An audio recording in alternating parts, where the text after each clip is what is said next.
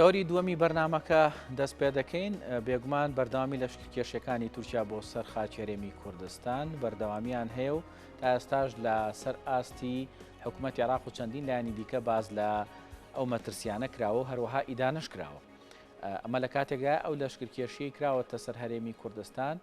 بە پیلانێکی مەترسیدار و پیلانێک دادەنرێت دژی گەلی کورد هەروەها داوا دەکرێت ڕێگری لێ بکرێت و ڕەنگە ئامانج لە لەشکرکێشەکەش بۆ سەرتاسەری هەرێمی کوردستان بێ. دەمانەیە گفتوگۆ لەسەر ئەم بابەتە بکەین و ئەم کاریگەری ئەم هێرشانەی دوایی سوپای تورکیا بکەین بۆ سەر هەرێمی کوردستان بۆ ئەو مەبەستە لە ستۆدیۆکانمان لە شاری هەولێرەوە زکری زێباری ئەندامی لیژنەی ناوخۆ و ئاسایش و ئەنجومەنە خۆجیەکانی پەرلەمانی کوردستان میوانمانە. ئەم کاتت باش و سڵاوت لێبێ. من ئەمەیە کاک زکری لەوە دەست پێ بکەم ئەم بەردەوامی ئەم لەشکرکێشیانەی سوپای تورکیا بۆ سەر هەرێمی کوردستان هەر جارە و بە پاساوێک ینی ئەم پاساوانی کە باسیەکات تورکیا پاساوێکی تا ڕادەیەک بڕواپێهێنەرم بۆی کە ئەم جۆرە لە لەشکرکێشی بۆ سەر هەرێمی کوردستان بەردەوامی پێ بدات یاخود هەموو کات ئەم لەشکرکێشی ئەنجام بدات. بەێ سڵاو و ڕێز بۆ بینەر و بیسەرێت تەلەڤیزیۆنا کورسات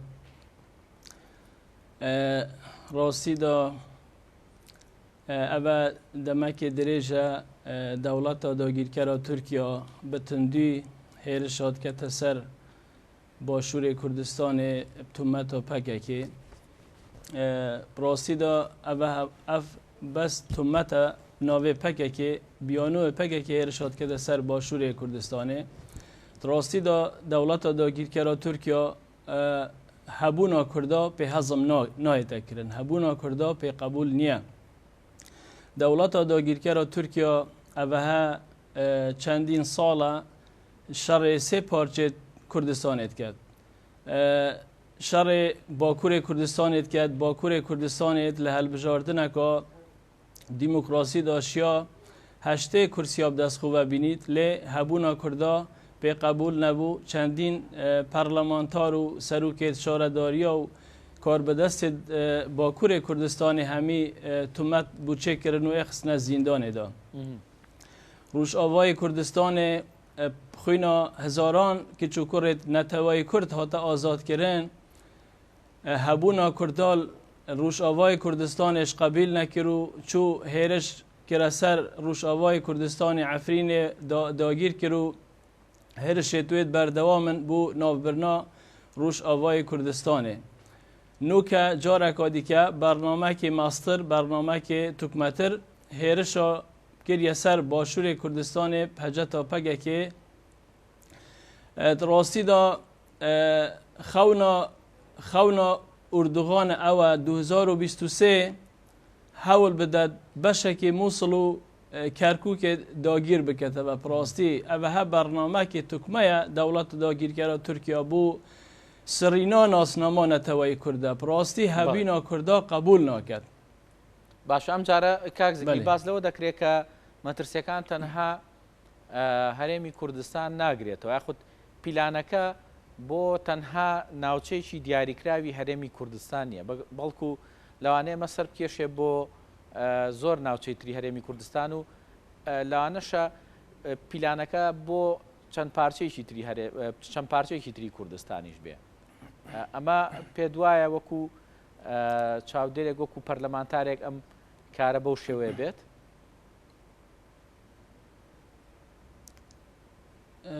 قەنعەتا من هیچ جیەکێ دیاریکردنی نییە و دەوڵەتە داگیرکەرە تورکیا هێرشێ بکەتە سەر چیاکێ باشوورێ کوردستانێ کە پەکەکەیت لێ هەندە هێرشا بکەتە سەر و لە هێزێت خولوێرێ دانێت و کوتایی پێ بێت نەخێر. ئەف بەرنامە دەوڵەتە تورکیا بوو داگیرکردنا تەواو باشوورێ کوردستانê هەب کەرکوک و مووسڵیش بە. ڕاستیدا دەوڵەتە داگیرکەرە تورکیا دمکی دریجه هیرشات که سر باشور کردستان تومتا پگه که دولت داگیرکر ترکیه باش دزانی نشد پگه که ناو ببد اوها زیاتر 30 ساله دولت داگیرکر ترکیه هیرشات که سر پگه که اوش شرای دانزی که 40,000 کسا بین قربانی دست دولت داگیرکر ترکیه لی دولت داگیرکر ترکیه هبونا کردا په هضم ناکن هر وکو اردوغان مقابله که خودت بجیته خلاطیه که مازن مکر ماسترین خلاطی مکر اکو 2005 فترالی بو باش بو شمال عراق هاتیه چسباندن تبیا ما هنگی قبیل نکر با دراستی دا اوها چندین سال زور مخابن حکمت هریما کردستان چیت ریکفتنیت 5 سالید گه دولت داگیرکر ترکیه کرد اف هنده استفاده لید کرد اف هنده مصالح لگل باشور کردستان هنه و تو ویش باشور کردستان په هضم ناکن براستی هیچ سنورک نیه اردوغانه سنور اردوغان دیاری کری بوه لشکر کشیا ترکیه توا باشور کردستانه کرکوک و بشکی موصل و روش آوای کردستان اجوه راستی دا اردوغان پرون آشکرای شر هر سی پارچه دید کردستان کرد شر هر سی پارچه کردستان کرد هبونا کردا به هضم نایت کردن لازمه گل کرد باش بزانید بس زور مخابن بو حکمت کردی زور مخابن بو اوان پارتید که خوب اول چندین سال خوب پارتید نتوی حساب تکن و بانگشا نتوی کرد کن ابرو که سر کرده بشکی سر کرده عراق وید عرب و ایدانا ولشکر کشیا ترکیه کری اوانا یه خو کری اوه هر ریسوایه بوان پارتید اوید بانگشا کرده هاتید کن دراستی بله کاک ذکری من پرسیاری او بکم بۆچی لەم لەشکرکێشیانەیە تا ڕادێک حکومەتی هەرێمی کوردستان بێدەنجی هەڵەبژێرێت لە کاتێکە کە مەترسی لەشکرکێشیەکە کەمتر نییە لەو مەترسیەی کە زۆر جار ینی بینیمانە ڕوبەڕووی هەرێمی کوردستان بۆتەوە لە ڕێگەی بردومانکردنی بە ڕۆکێت یاخود بردومانکردنی بە هاوەن کاتۆشاک لەلایەن چەند لایەنێکی ترەوە بەڵام ئەو کاتانە حکومەتی هەرێمی کوردستان بەیاننامە دەرەکا بۆ ئیدانەکردنی بەڵام بۆ لەشکرکێشیی گەورەی وەکو ئەوی سوپای تورکیا بەیاننامە نابینین راستی مخابن بو حکمتا هرما کردستانی از داخازل همو لایان سیاسیت یت هرما کردستانیت کم با پلا فریای حکمتا هرما کردستانی بکبن راستی حکمتا هرما کردستانی فشلا اینای حکمتا هرما کردستانی نشد ریگیریل دولت داگیر کرا ترکیه بکد راستی بلکو پارتکا دیاری کری که اویش پارتی دموکراتی کردستان رنگ برجواندی آبوری لگل دولت ترکیه بید اوی گاوه حکمتا زوری نپریود بنو بچن یخو کرکری بو برجواندیت خوب راستی اوها ایهانه کرنه پراسی پارتکا سیاسی بانگشا کردهاتی بکد بس دستی خو لگل دشمن نتوای کرد تکل کد بو برجواندی یا خواه شخصی ابرو که خوب دنگ بکد پراستی مترسیه که مزنال سر باشور کردستانی هی مترسیه که مزنال سر باشور کردستانی هی لازمه خلق باشور کردستانی اوی قبیل نکد پراستی حکمت هرما کردستان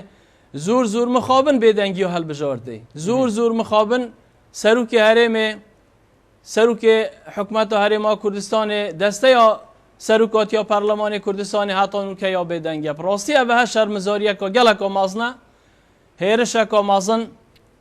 بوسر آخا پیروزا هرما کردستان بتکرن که اف آخا پیروزا کردستان که هزارها قهرمانت ملت ما گیان خوی بخت کری بو آزادی و رزگار کردن اوی آخه ابرو که بو برجواندیت خوی شخصی خوب دنگ بکن پراستی اوه شرمزار یکا مازنه بله کاک ذکری من اما پرسیاری اوش بکم حکومتی عراق هەڵوێستەکانی حکومەتی عراق چۆن دەبینن حکوومەتی عێراق لە ماوەی چەند ڕۆژی ڕابردووە تەنانەت بانگێشی باڵێزی تورکیای کرد و داوای لێکە ڕوونکردنەوەی باتێ. ئەو هەڵوێستانی حکوومەتی عێراق لە جێی ئەو مەترسیە گەورانەیە کە لەشکرکێشێکە دروستی کردووە.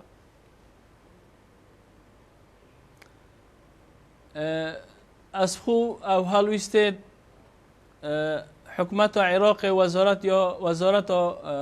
خارجی هەرچنددە کارێکی باش بوو بەس ئەس وەکو پێویست نابینم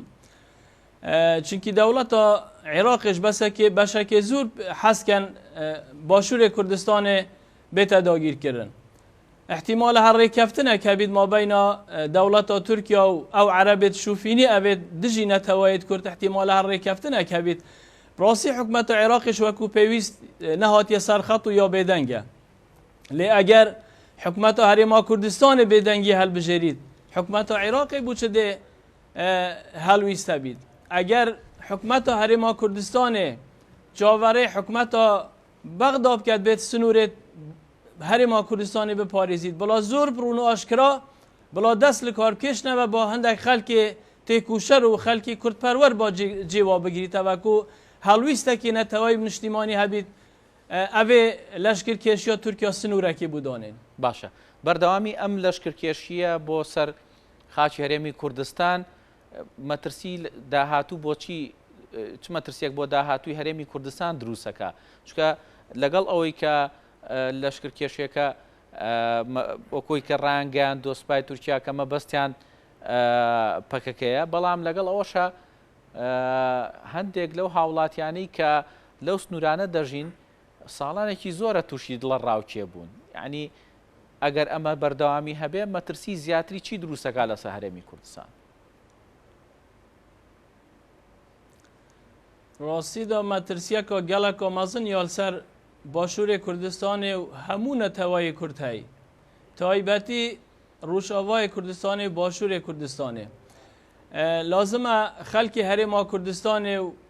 هەمی پارتێت سیاسیت هەرێما کوردستانی فریای وێ حکوومەتێ بکەون. ئەف حکوومەتە ئەگەر هۆ بێدەنگی هەڵبژێریت بەردەوام بیت چ شتێکی ناهێلیت ناوێ هەرێما کوردستانی. ڕاستیدا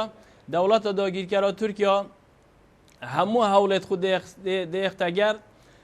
باشووری کوردستانی یان داگیر بکات یان لاواز بکات بێختە بەرژەوەندیاخو هەمی دەستی خو لەسەر هەمی دەهاتێ باشووری کوردستانی داگریت و بێختە بەرژەوەندیاخو دژی پارچە دیب کوردستانی بکار بینیت. ئەف لەشکرکێشیە تورکیا بوو سڕینا ناسناما نەتەوەی کوردە. ئەف لەشکرکێشیە تورکیا دەیا بەردەوام بیت. ئەگەر ئەوێ جارێ لەشکرکێشیە تورکیا ئەگەر سەر بکەویت بە دڵنیایی وە شتێک نامینیت ناوێ هەرێما کوردستانی. هەرێما کوردستانی دەیەختە بەرژەوەندیاخو هەر وەکو وەزارەتێکە حکوومەتە تورکیا دێ تەعاملێت گەل کرد. هەموو خەڵکی کوردستانی ئەس دڵنیات کەمەوە باشووری کوردستانی وەکو وەزارەتێکی حکوومەتە تورکیا دێ تەعاملێت گەل کرد. ئەگە سەرکەفتنێ بینیت بەس ئینشاءالله خودێ دێ پشتەوانێ کوردا بیت و ئینشاءالله دێ ڕوویڕەش و شەرمزاری زبر ناف ئاخا خوب. ڕاستی شەرمزاریەکە گەلێکە مەزنە بۆ حکوومەتە هەرێما کوردستانی بێدەنگ بیت. لازمە خەڵکی هەرێما کوردستانی خو پێشاندانە دەست پێ بکات بزانیت خەتەریاتێکە مەزن یالسەر شەرەف و کەرامەتە نەتەوەی کورتەی تایبەتی باشووری کوردستانی. بەڵێ ئێوە ئەو کاردانەوە نێودەوڵەتیەکان چۆن دەبین هەرێمایەتی و نێودەوڵەتیەکان لەسەر ئەم لەشکرکێشیە چونکە هەتا ئێستا کاردانەوەیکی وەها نابینین لە ڕووی نێودەوڵەتی و هەرێمایەتی کە بۆ ئەم لەشکرکێشیە خراپێتە ڕوو. ئەگەر نییە هۆکارەکەی چی بۆ قسە ناکەن چونکە ئەمە پێشێلکردنی سەروەری وڵاتێکە. کاردانەوەی ڕاستی وەکو پێویست نابینم وەکو پێویست ئەس نابینم. احتیمالە هەی هەر ڕێککەفتنێک هەبیت لە مابەینە ئەف وڵاتێت ئەوێت دژی نەتەوەی کورد ڕێککەفتنێک هەبیت شتێکی نەهێڵم ناوێ باشووری کوردستانی و ڕۆژئاوای کوردستانی. ڕاستی مە وەکو نەتەوەی کورد مە دژمنێکی گەڵێکی مەزنێ هەی هەتانووکە زۆر مخابن مە چ بەرنامەیەت نەتەوەی نەبووینە هەر پارتەکە سیاسی بوو بەرژەوەندیاخو هەوڵدای یا کار کردی. ڕاستی وەکو پێویست ئەس نابینم هیچ کاردانەوە کەویت لە هیچ وڵاتێکێ ئەقلیمی بەرهەندێ ئەس داخوازێل نەتەوەی کورتکەم نەتەوەی کورت لازمە خول ئاخاخ و خول شەرەف و کەرامەتە خوبکەتە خوددان هەوڵ بدەن ئەو پارتێت هەلویستێت نەتەوەی و نیشتیمانی هەبن بزانن خەتەریاتەکە مەزنۆڵ سەر هەی بە پەلە هەوڵ بدەن دانیشتنێکی ڕێک بێخن سنوورێکی بوو ئەvێ لەشکرکێشیە تورکیا دابنێن. زۆر سپاس بۆ بەڕێز زیکری زێباری کە بەڕێز زانەندامی لیژنەی ناوخۆ و ئاسایش و ئەنجومەنە خۆجیەکانی پەرلەمانی کوردستان بوو. سپاس دەکەین کە ئەمڕۆ لەگەڵمان نابووی بۆ ئەم تەوەرەی بەرنامەکە.